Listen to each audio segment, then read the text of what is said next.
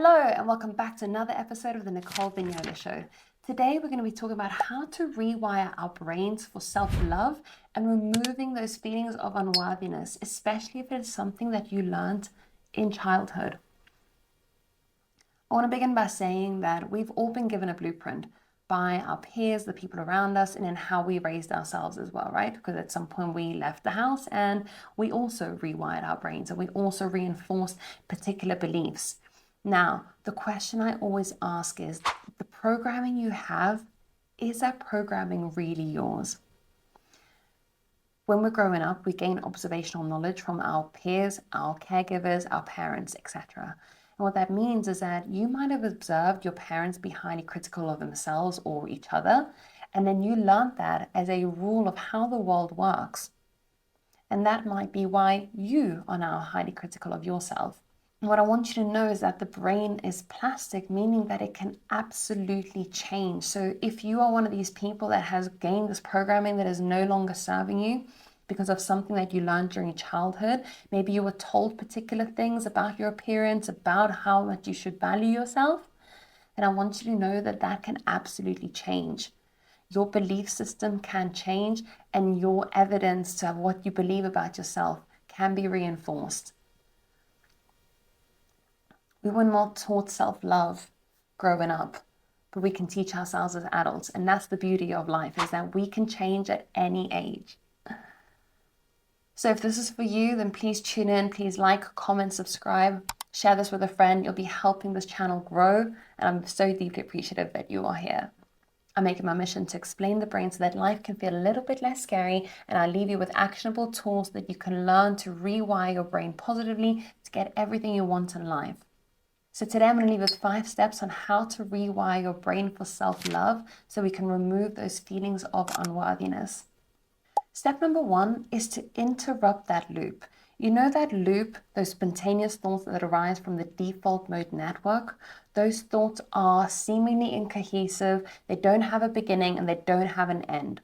What that means is that they run around in your mind unbridled and they dictate how you feel about yourself, and they're constantly there. It is quintessentially the crux of rumination, negative self-referential information. We can interrupt that loop in a couple of ways. 1 is acknowledging it, and then 2 is putting a narrative to it. So oftentimes we feel a particular way because these thoughts don't have a beginning and an end. Have you ever had that feeling when you speak about this with a friend, or you journal it, or you write it down, or you say out loud how you're feeling, it all of a sudden starts to feel better? That is because you have bookmarked from beginning and end what it is you're thinking and feeling, which activates the ventral medial prefrontal cortex, responsible for more logical thinking. So you could say to yourself, that narrative that no longer serves me, I recognize it, I see it, it stems from my childhood, and I no longer need this in my life. You can even add, I am learning, I am healing, I am rewiring. When we put a narrative to that feeling, we start to gain control over it. Because sometimes the things we say to ourselves that, oh, you're not good enough, it's a habit. It is something that has been ingrained and repeated over the years, and you kind of just go down that train of thought without thinking. Interrupt the loop, input a narrative, bookmark it, now you have control. Step number 2. Affirmations, do they work? Yes, they absolutely do, with an asterisk. They work when they are more neutral rather than positive. So instead of reframing it as, oh, you're absolutely perfect and there's nothing wrong with you, you could say something like, I'm not good enough right now. I'm not good enough because I was raised in an environment that didn't teach me to believe in myself, but I am learning, I am changing, I absolutely can.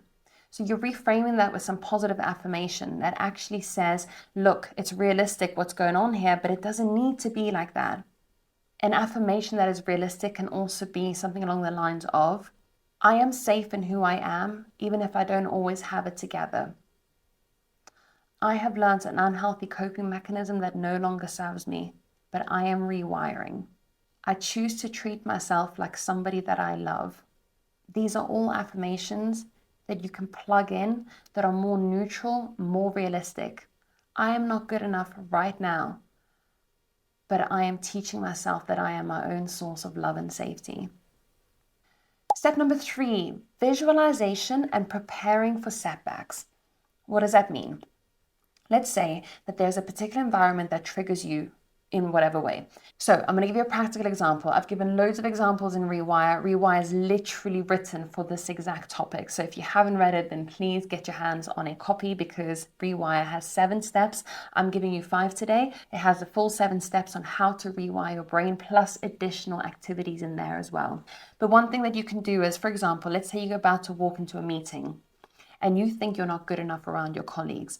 One way that you can visualize that differently is you could visualize yourself walking into the meeting with more confidence, with your central nervous system more relaxed, with you in a much better state of control.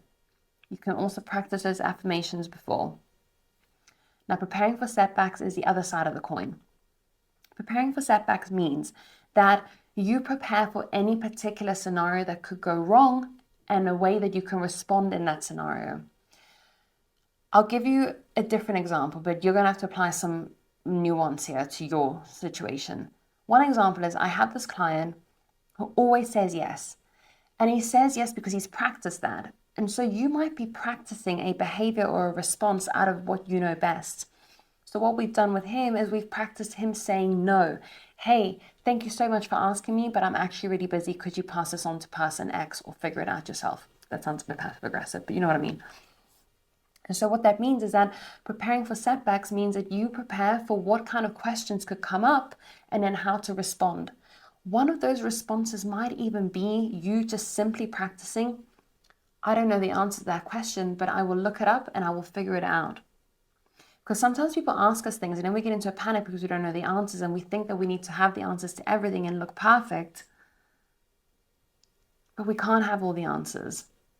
So prepare for setbacks and visualize yourself in these specific scenarios with you having more confidence, you having more worthiness, you having a source of your own love and safety, which is the crux of self-love.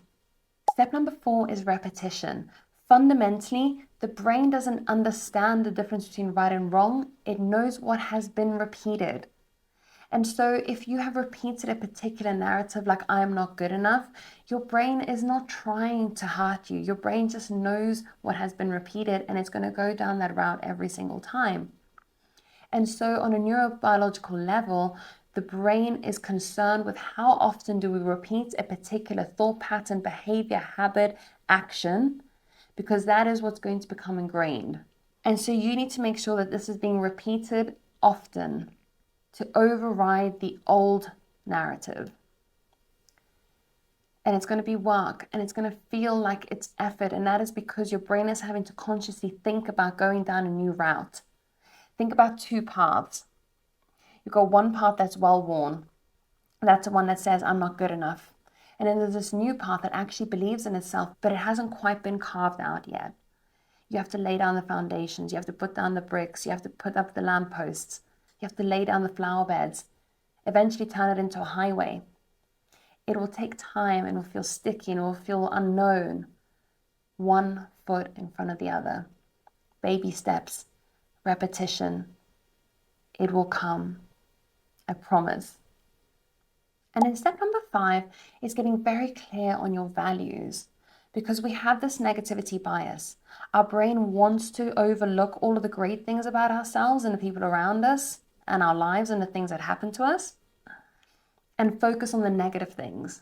When we get clear on our values, we start to see that actually we have a lot more to give than we think we do. When I ask people to describe the ideal person, I do this activity, which is in Rewire, people come to realize that they always describe a version of themselves. And so the person that is the most ideal to you is not that far removed from the person that you are. Everything you need is already within you.